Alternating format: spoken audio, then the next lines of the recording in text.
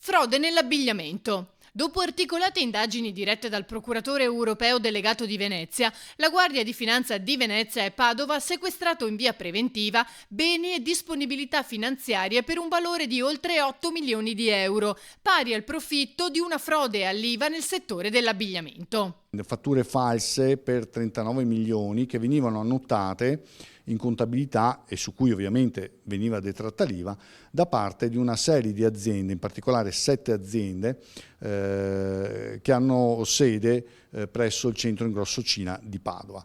Il reato ipotizzato è quello di dichiarazione fraudolenta tramite fatture o altri documenti per operazioni inesistenti.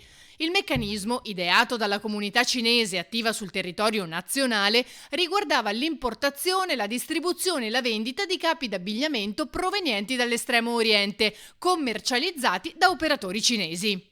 Sono aziende che però acquistavano la merce da soggetti prevalentemente della provincia di Prato e di Firenze, nonché dalla provincia di Milano, ai quali emettevano fattura appunto, ma che poi questi soggetti delle altre regioni non versavano l'IVA allo Stato, così evadendo la somma appunto di 8 milioni e mezzo che noi andiamo a recuperare anche in capo agli acquirenti perché riteniamo che fossero consapevoli di questa frode.